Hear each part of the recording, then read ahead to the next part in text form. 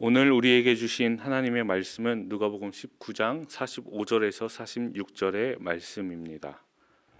성전에 들어가사 장사하는 자들을 내쫓으시며 그들에게 이르시되 기록된 바 내 집은 기도하는 집이 되리라 하였거늘 너희는 강도의 소굴을 만들었도다 하시니라. 어렸을 적 제가 다니던 모교회를 떠올리면 기억에 남는 말씀이 있습니다. 그것은 바로 오늘 저희가 읽은 본문의 말씀입니다. 저희 모교회는 교회를 오고 가는 사람이 볼 수 있도록 내 집은 기도하는 집이라 하는 말씀을 교회 입구 바로 위에 적어두었습니다. 아직도 모교회를 떠올리면 이 말씀이 강렬한 기억으로 남아 있습니다. 성경에 교회에 대한 다양한 정의가 있지만 교회는 기도하는 집이다 하는 이 말처럼 교회를 명쾌하게 설명하는 말은 없는 것 같습니다. 내 집은 기도하는 집이라 하는 말씀은 예수님께서 예루살렘 성전에 들어가셔서 하신 말씀인데요. 성경을 읽어보니 이 말씀이 상당히 거친 뉘앙스로 전해지고 있는 것을 알 수 있습니다. 저는 개인적으로 이 말씀을 교훈의 말씀으로 이해하고 있었는데 오늘 본문을 다시 확인해 보니 이 말씀은 교훈의 말씀이라기보다는 꾸지람이었습니다. 온화한 가르침이라기보다는 분노였습니다. 오늘 본문은 그 상황을 간략하게 묘사하고 있지만 다른 복음서에서는 그 장면을 더 생생하게 묘사하고 있습니다. 예수님이 장사하는 사람을 내쫓으셨고 돈을 쏟아 부으셨습니다. 상을 엎으셨고 요한복음 2장에 보니 노끈으로 채찍을 만들어 양이나 소를 내쫓으셨다 이렇게 묘사합니다. 왜 예수님께서 이렇게까지 과격하게 행동하셨을까요? 왜 이렇게까지 분노하셨을까요? 그것은 당시 예루살렘 성전이 기도하는 집으로서 제 역할을 하고 있지 못했기 때문입니다. 많은 사람들이 유대 절기에 맞추어 예루살렘 성전을 찾았습니다. 대부분의 경우 빈손으로 오지 않고 제물로 드릴 동물을 함께 데려왔습니다. 멀리서부터 데려온 그 동물을 제물로 드려서 제사를 했던 것이죠. 그런데 언젠가부터 성전에 새로운 문화가 생기기 시작했습니다.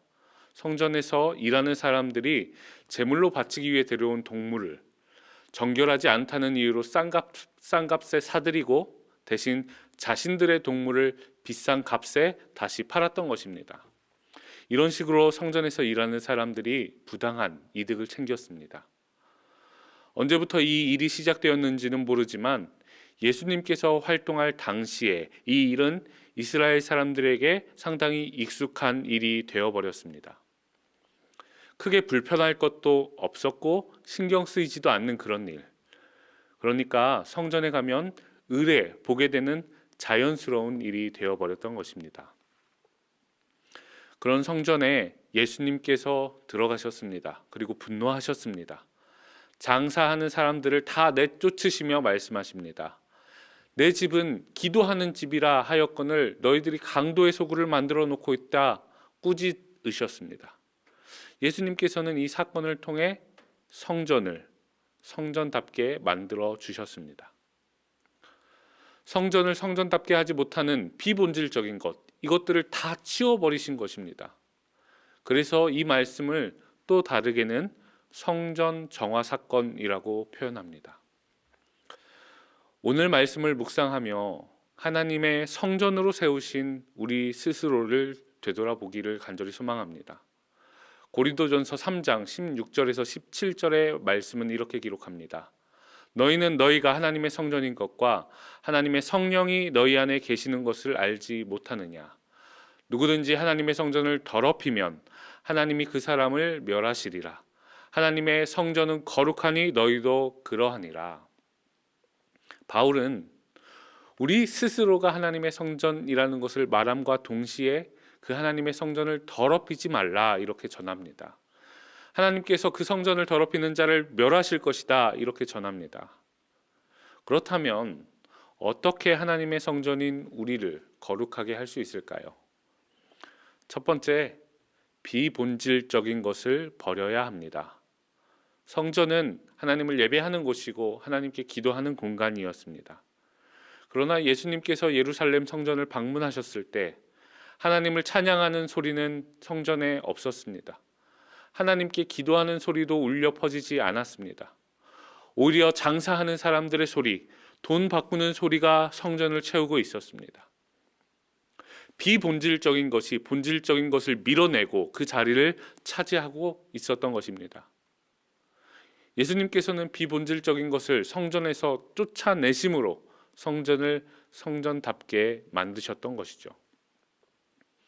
오늘 우리의 삶을, 우리의 신앙을 찬찬히 들여다보시기 바랍니다.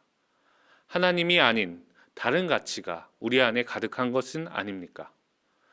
하나님 아닌 다른 것을 추구하며 사는데 우리의 모든 열정과 시간을 쏟고 있는 것은 아닙니까? 바라고 원하기는 오늘 하루 우리 안에 하나님이 아닌 다른 것들을 비워내고 하나님의 성전으로서 오직 하나님만 바라보며 사시기를 간절히 소망합니다. 우리의 삶을 세상의 다른 가치들이 아니고 하나님으로만 채우시기를 간절히 소망합니다. 두 번째, 익숙한 것에 속지 말아야 합니다. 앞서 말씀드린 것처럼 당시 성전에서 제물로 바쳐질 동물을 사고 파는 일, 돈을 바꾸는 일은 상당히 익숙하고 자연스러운 일이었습니다. 시간이 지나면서 익숙한 일이 자연스러운 일이 되었고 더 나아가서 당연한 일이 되어버렸습니다. 언젠가 마커스 보그라는 신학자가 쓴 책을 읽으며 깜짝 놀란 적이 있습니다. 우리가 교회에서 너무 익숙하게 사용하고 있는 언어들이 상당 부분 그 본래의 뜻과는 상당히 다른 의미로 사용되고 있었기 때문입니다. 여러분, 우리 신앙생활에서도 이런 부분이 있는 것은 아닐까요? 익숙하다고 해서 다 옳은 것은 아닙니다. 마찬가지로 오래되었다고 해서 다 맞는 것도 아닙니다. 그리스도인에게 옳고 그름의 기준은 익숙함에 있는 것도 아니고 오래된 전통에 있는 것도 아닙니다. 그리스도인에게 옳고 그름의 기준은 바로 하나님의 말씀인 것입니다. 풀은 마르고 꽃은 시드나 하나님의 말씀은 영원히 서기 때문입니다. 오늘 말씀을 보면 예수님께서 하신 말씀은 분에 못 이겨 쏟아놓은 저주의 말이 아니었습니다. 예수님께서는 이사야 56장 7절에 있는 하나님의 말씀을 인용하고 계셨던 것이죠. 다른 기준이 아닌 말씀 앞에 우리 삶을 비추고 또 비추었을 때 비로소 우리가 하나님의 성전으로 바르게 설 수 있는 것입니다. 우리의 신앙은 오랜 시간 이어져 왔던 습관에 끌려가는 것이 아니라 하나님의 말씀에 온전히 사로잡혀야 하는 것입니다. 비본질적인 것을 버리고 하나님의 말씀에 매일 우리 삶을 비추심으로 하나님의 성전으로 거룩하게 세워져가는 능곡교회 모든 성도님들 되시기를 간절히 소망합니다. 오늘 말씀을 묵상하다 보니 하나님께서 한 단계 더 깊은 자리로 저와 여러분을 인도하시는 것 같습니다. 그것은 저희 교회의 모양이 기도하는 손 모양을 하고 있기 때문입니다. 우리의 믿음의 선배들은 100주년 성전을 기도하는 손 모양으로 건축하였습니다. 여기에는 우리 교회는 기도로 세워진 교회입니다. 우리 교회는 늘 기도하는 교회입니다 하는 신앙 고백이 담겨져 있는 것입니다. 오늘 말씀을 통해 하나님께서 이 땅에 세우신 능곡교회, 특별히 기도하는 손 모양으로 지어진 이 능곡교회를 다시 한번 되돌아보기를 간절히 소망합니다.